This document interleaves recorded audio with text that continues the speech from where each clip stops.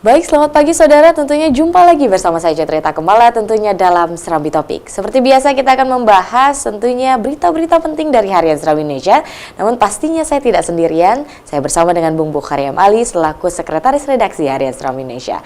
Selamat pagi Bung Bukhari. Pagi Rita. Pagi Bung, bagaimana paginya hari ini Bu? Alhamdulillah sehat. Alhamdulillah tetap sehat, baik Bung ya. Dan tentu saja kita bahas langsung Bung berita-berita penting dari Harian Serambi Indonesia. Yang paling menarik dari berbagai berita pastinya yang juga cukup penting begitu Bung. Apa saja Bung, baik? Iya, setidaknya ada 3 topik ya yang menarik untuk pembaca Serambi hari ini mungkin perlu mengikuti.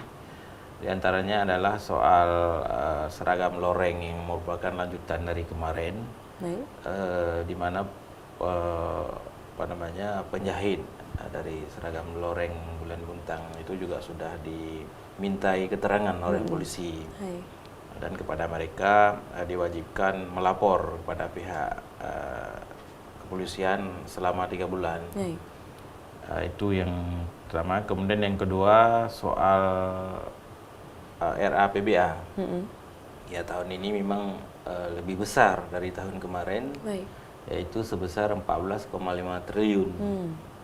Ini tentu kita berharap dengan anggaran yang besar ini akan bermanfaat untuk belanja pembangunan di Aceh yang terus dipacu ya. Kemudian topik yang ketiga adalah tentang rencana dimulainya pembangunan rumah korban gempa di PD Jaya.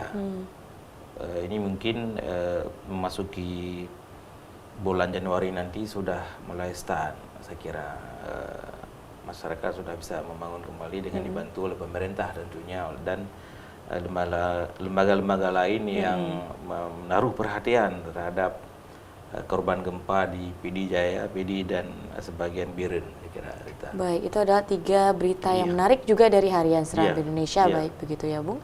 Dan mengenai isu atau baju loreng begitu yang juga sempat beredar begitu, dan itu adalah informasi lanjutan tentunya dari hari kemarin begitu ya Bung. Nah, kali ini informasinya bagaimana Bung? Bagaimana bisa baju tersebut juga beredar dengan atribut bulan dan bintang begitu? Apa alasan dari para penjahit juga Bung? Iya, ini mungkin polisi memeriksa ya kenapa penjahit itu sampai menjahit yang atribut-atribut yang memang belum disahkan, belum diakui, yang dianggap separatis. Karenanya ya dimintai keterangan oleh kepolisian, dengan harapan mungkin kedepannya lebih berhati-hati untuk menjahit hal-hal yang dilarang oleh negara. Lebih ke sana polisi penekanannya lebih ke sana. Dan mereka diminta supaya melapor kepada pihak kepolisian itu selama 3 bulan. 3 bulan. Ya, selama 3 bulan nanti ya mungkin setiap ada perkembangan, mungkin saja dalam 3 bulan ini apakah ada pihak-pihak lain yang meminta mereka untuk menjahit. Tentu para penjahit ini yang ada di Pantai Labu itu akan melapor kepada polisi.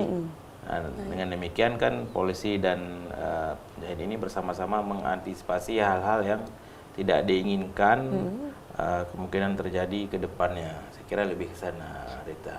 Baik, ini berarti berdasarkan juga dari ketidaktahuan para penjahit begitu ya Bung. Dan ini diharapkan juga menjadi informasi buat para penjahit juga untuk berhati-hati ke depannya begitu ya Bung. Apakah alasan finansial juga termasuk begitu Bung? Tentu saja, karena mereka kan belum tentu tokenya yang menjahit ini kan. Mereka hanya menerima upah, dibayar untuk itu ya. Tetapi ya ini karena dianggap berbahaya mungkin untuk negara, mungkin ini ya diminta keterangan oleh polisi. Ya, selain itu juga ada komentar-komentar dari anggota DPR Aceh seputar seragam atribut loreng ini.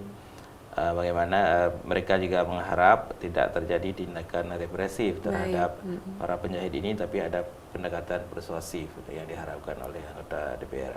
Baik, masih kita tunggu pastinya informasi hal itu begitu ya Bung ya. Dan terkait finansial juga Bung, rencana anggaran dari APBA sendiri begitu Bung yang juga ternyata cukup besar begitu ya Bung ya. Kali ini malah bertambah begitu di rencananya begitu ya Bung ya. Nah, apakah sudah ada tanggapan-tanggapan tersendiri Bung dari para dinas dan informasi lainnya? Ini memang di tingkat eksekutif sudah selesai dibahas dan diharapkan nanti akan disahkan pada akhir tahun ini, yaitu 31 Desember. Karena memang sudah ketemu ya antara tim kecil dengan asumsi anggaran sebesar 14,5 triliun. Baik. Ya, sebelumnya tahun 2016 dulu 14,8 triliun. Jadi ada kenaikan sekitar 2 triliun. Baik. Dan ini tentu saja akan sangat menggembirakan ya bagi masyarakat Aceh. Tentunya dengan uang sebesar ini saya kira akan bisa membangun beberapa sektor pendidikan, kemudian juga jalan dan jembatan, juga kesehatan ya. Ini yang sangat diperlukan oleh masyarakat. Ya, dan kita berharap ini pembahasan ini betul-betul tepat waktu, tidak seperti tahun-tahun yang lalu. Tahun-tahun yang lalu APBA misalkan 2017 itu pada Oktobernya masih dibahas. Sehingga masa masa penggunaan anggaran itu hanya 2-3 bulan, jadi tidak efektif. Ini kita berharap betul-betul efektif dan bisa dirasakan oleh masyarakat. Baik, dari teman-teman redaksi sendiri melihat kira-kira dari APBA di tahun lalu begitu ya, yang kira-kira kedepannya tuh yang harus diperbaiki itu apa begitu Bung? Ya, tetap ada skala prioritas tentunya jalan, jembatan, kemudian sektor pendidikan, kesehatan ini menjadi prioritas ya. Apalagi kita tahu pendidikan di Aceh kan belum terdongkrak, masih jauh sekali di bawah di bawah provinsi-provinsi lain. Padahal kita punya hak istimewa di sini, tapi ya sangat menyedihkan. Pendidikan kita harap ke depan mulai diperbaiki secara perlahan-lahan ya, saya kira Rita. Baik, itu salah satunya pendidikan gitu ya Bung. Informasi tadi sedikit kita juga beralih Bung ke PD Jaya begitu, yang sebenarnya juga sudah membaik begitu ya. Dan informasinya berarti mengenai pembangunan rumah yang bisa dilakukan di bulan Januari begitu Bung. Terkait dari kondisi PD Jaya pada hari ini bagaimana Bung? Iya, sekarang kan sebagian masyarakat sudah mau kembali ke rumah yang memang masih bisa. Masih bisa, tapi mereka yang belum bisa tinggal di rumah karena hancur total ya tentu masih tinggal di tenda. Masih pada tenda. Iya, tapi tingkat pembersihan itu sudah sangat maksimal ya. Ya, pemerintah berencana ya tak mulai Januari ini itu akan dimulai pembangunan baru rumah-rumah itu. Cuma kita tidak tahu apakah ini akan dibangun sendiri karena memang ada bantuan misalkan satu rumah 40 juta. Tentu itu anggarannya kan tidak cukup untuk membangun satu rumah dengan kamar 3 atau 2 kamar.